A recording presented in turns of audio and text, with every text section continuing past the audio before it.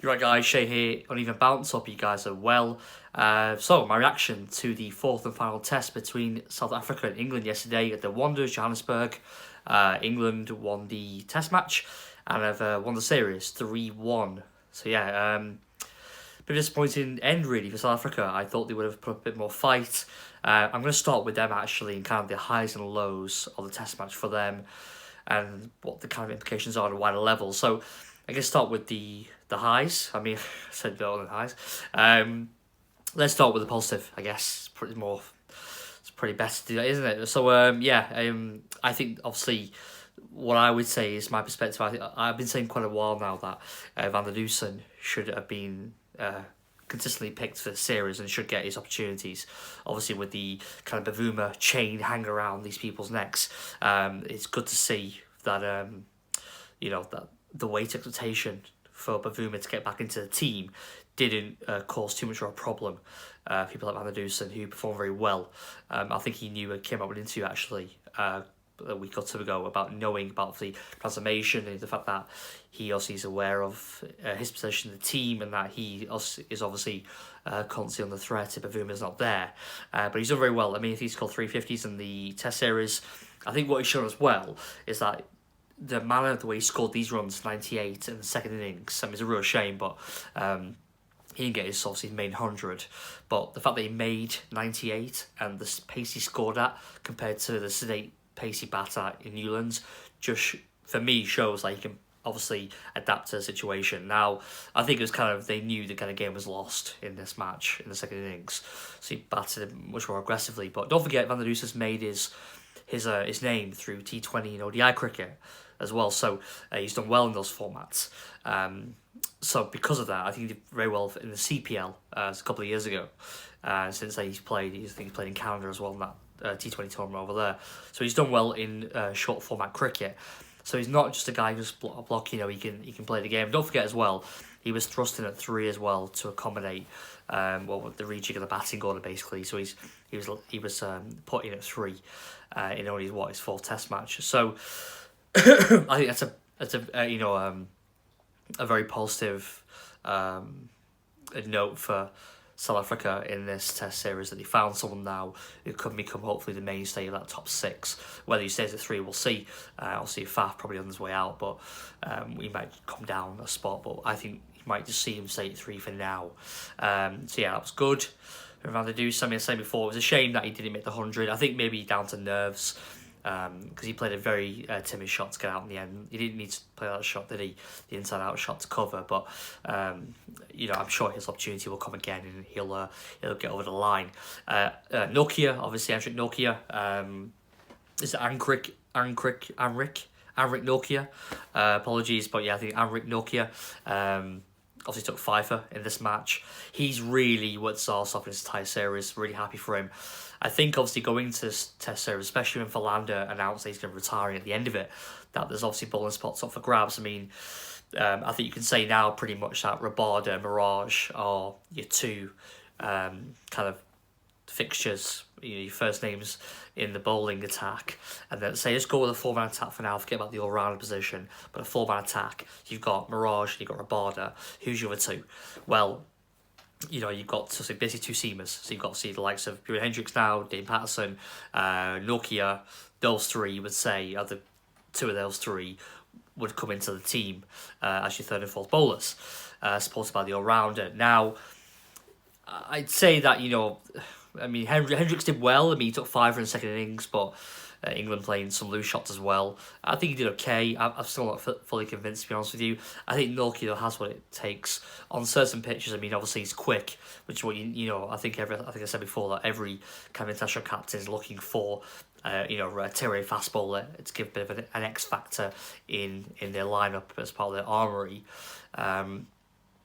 But I don't know if you've got the same kind of skill. Obviously you don't have the pace with Bjorn Hendricks, but do you have the skill set for him to replace Philander? I'm not sure. I think they need to keep looking, to see who's out there. I mean, obviously Ngidi would be my second pace bowling option if he was fully fit. I really rate Ngidi. I think he's a very good bowler. I'd have Rabada and Ngidi up in the bowling with Nuki's first change. And then you've got Sapam who's playing in the T20s. Interesting to see how he gets on. Because I think he's got a very similar action to Ngidi. I think he could also make the cut for the test team. I mean, he's only doing 22 or something like that. He's young, so he's got time on his side. So it's not all doom and gloom. So Nuki's done really well. Now he's, for me, obviously, I'm sure he's now going to be a firm fixture in that bowling attack for next few matches at least. So, that was obviously a bright spot. Fury Hendricks took 5. He'll obviously stay in and around the setup. So that was good. That gives Boucher more options. And who else, really? I mean, obviously, De Kock did well throughout the series, threw his wickets away, I mean, consistently. I'll be honest with you, I'm surprised that he batted at 5 and Bavuma batted at 6. Bavuma's coming as a fully fledged batsman. De Kock's already keeping wickets. They put a lot of pressure on him, in my opinion, for him to bat at 5. And I get it, he's in form. Do you want him to face more balls, as many balls as possible? But I would have had him at 6 and Bavuma at 5. I think if you're planning for fast and penny retirement, you need to think about Bavuma's going to be part of the lineup going forward, irrespective of him not doing well in this test match. He's going to be playing in... you're going to be part of Test 11 for the next few matches at least. So, I think he should have batted at 5. Personally, De Kock at 6. I would keep De Kock at 6 as well. I wouldn't have De Kock at 5 personally, but got did well. Made runs. Obviously, typical, quite good strike rate. Gave it away. But yeah, I mean, I think apart from that, I would say 80 off from Milan, Peter Milan, 80 off from Elgar, but they both had pretty much, especially with Elgar being a senior player, had a poor series. Faf had a terrible series, did he really? He's not really done very well on and off the pitch, in my opinion. He's not batted well, he's not really led that well. I mean, I thought that it was terrible captaincy with Broad and Wood at the end of that first innings, just smacking them to all parts. And he blamed the bowlers for that executing plans. Sorry, mate, not having it. I think it was down to your captaincy. I think you didn't have a clue. And also, you kind of look like a guy who didn't really give a shit, to be honest with you. You weren't really bothered, it seemed like. I just thought there was no real interest. I think he's kind of a smacked of a guy you knew who's kind of was leaving. And is probably in his final test match. If not as a player, then as his captain. Because I think if he's going to... Well, saying that, I guess if he's not going to be captain, then what's the point of him playing, I'd say now, with his form. Doesn't justify a position, that team, based on batting alone, just doesn't. So, yeah, I mean, we'll see. I said, I think Faf just didn't do very well, really, did he? So, I said, his captaincy just seemed to be lacking any kind of real urgency and interest. And I think because he's had that kind of news around his neck about the T20 World Cup being as kind of the end, how have the players responded to that in the dressing room and off the pitch? Are they thinking, well, this guy's our captain for now? And he's been saying the right things, the buzzwords of leadership and character and, I need to be there for the team. It would look worse if I leave. But if they know you're going anyway, I mean, can they really fully immerse themselves in your captaincy and really give their all for you? The players get behind Faf. I'm not sure, So I think they need to just do away with him now. If you want to stay playing ODI and T20 cricket, fine. But I think you just need to do away with him now in tests and pick a new captain. And I'll probably do a separate video on who I think should be the next South Africa captain in test matches. Got some ideas on that. So yeah, I'll do another video on that. But yeah, I think that was, I started with the highs, went straight into lows. I didn't even say anything, did I, with Faf? But I think there's probably a lot more lows than highs, wasn't it, really? I mean, Faf, Flander went out like a bit of a damp squid, really. It's a bit of a shame because whatever career he's had, and to go out like that, he couldn't even bowl the end, could he? So I think got through 1.5 overs in the second innings because of his hamstring. And who else? Dave Patterson wasn't really effective. I've already mentioned about Elgar, Peter Milan were not great. Who else?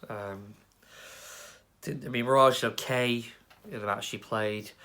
He held an end. He worked his arse off in PE, didn't he, for that 5-foot? But outside of that, it wasn't.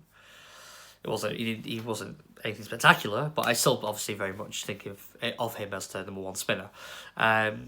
But yeah, so, a bit disappointing really. And, what's been said actually about South Africa doing so well in England. You think back to the 2003 series, 2008, 2012, when all this big talk about, the fact that every time South Africa come, it signals the end of a captaincy. It was Strauss, Vaughan and Cook, respectively. Actually, that I think. Oh, sorry, no, even Vaughan, Strauss, and Cook, wasn't it? Obviously, 2017, England won. But the reality is, England haven't lost in South Africa for the last 20 odd years. The 99-2000 series, which England lost. They haven't lost since then. 04-05 they won, and then 9-10 they drew. And they got battered in that series, but they still managed to draw the series. South Africa were very unfortunate in that series actually to only draw the series. That was 15-16, 4 years ago, England won. So in Bayliss' first tour away as England coach. So England have actually done really well in South Africa. So I think that just kind of goes by the wayside a little bit, really. South Africa aren't the strongest team at home, but England always seems to do pretty well there, as I just said. So anyway, speaking of England, on to them. So many plus points, isn't there, really? I did a video previously about Pope, Crawley and Sibley. You've got jostling for positions in that batting lineup, but they've all contributed at some point or another. Pope made runs again, made 56 in the first innings. Crawley made 66 in the match. Sibley made a 40-something in this match, but they've all contributed really well. See Pope and Sibley with hundreds, Crawley with a 60-odd. So it bodes really well. It does bode really well. Delhi had another poor match. I think Delhi now is under quite a lot of pressure. I think they might look now to... Obviously, Burns will come back to the side, not for Sri Lanka, so maybe Delhi will get a reprieve because he can bowl a bit of spin as well. It's a bit filthy at times, isn't it, really? But he can bowl a bit of leg spin. So that could prove quite handy out there if you need that kind of part-time option to support the two main spinners. So Delhi might get another chance, we'll see. Or they might go with Keaton Jennings, bring him back at 3. But I think Root, he made another 50 and then got out, disappointed again. I think he made 59 or something. But I think people need to talk about him, really, why he's not converting more hundreds, really. It's getting a bit out of hand now, isn't it? What's happening? I'd imagine he's in a much better headspace. So why is he not converting more 50s? So that's, I would say, with that, with Root. But he has made runs. He's captained pretty well as well.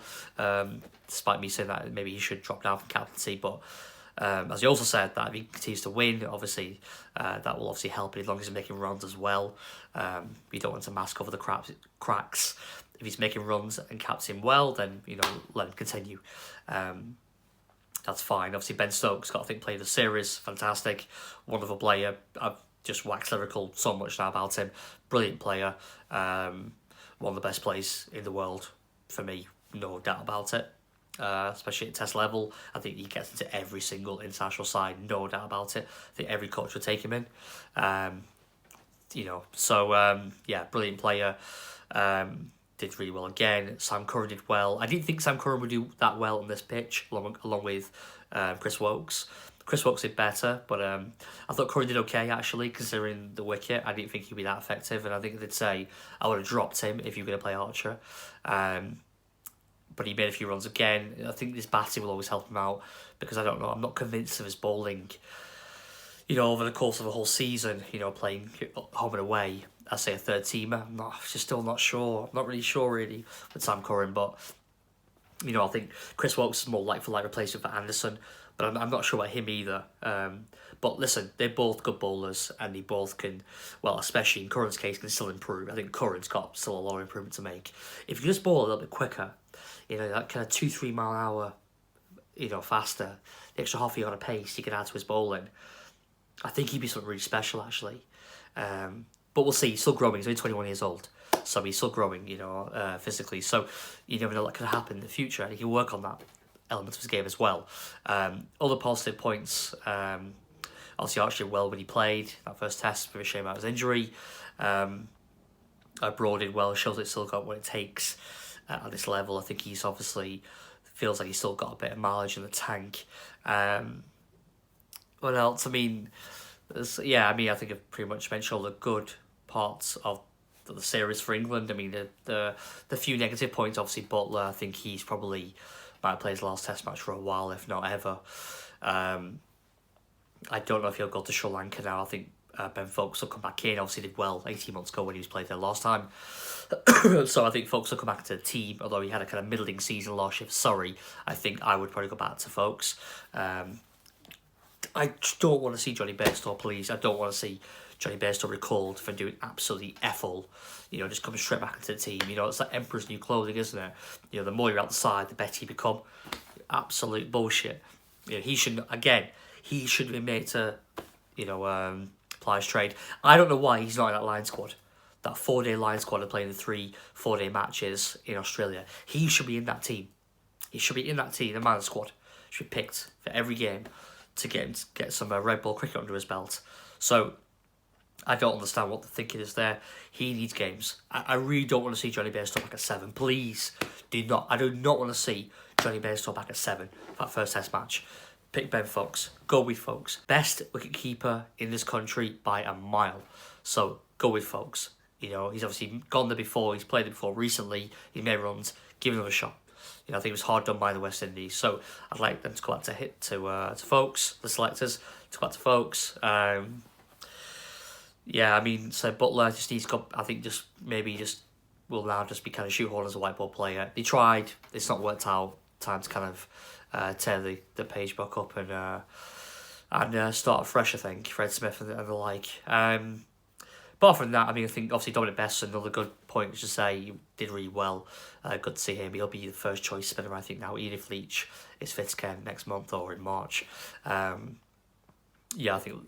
think Best will be the frontline spinner now. And good. I'm glad to see that he's worked hard. So that was good. And yeah, you know, a good series. I really enjoyed it. It was a really good series, competitive. This test match, even with the loss of the first few hours of playing the first day, they managed to get the tests wrapped up in 4 days. Like I said, guys, you know, it's 4-day cricket. It's not that bad, is it? 4-day test matches. It's not exactly the end of the world, despite what everyone's saying. Well, not everyone, but a lot of people are saying. I just feel like they may give it a try. You know, let's see how it goes. Doesn't work out, then okay, revert back to 5. But anyway, that's for another video or just another time to talk about it, because I've already done a video on it. So, yeah, all right. Well, that's my thoughts on this test match and the test series. So, guys, if you found the content enjoyable, please do like the video, share, comment. Please do comment. I'm begging for a comment, just someone. Throw a comment out there for me. Just something I can work off to get a bit of a debate going. You know, anyone. A comment would be really nice. And most of all, subscribe, all right? And I will see you on the next one. Cheers.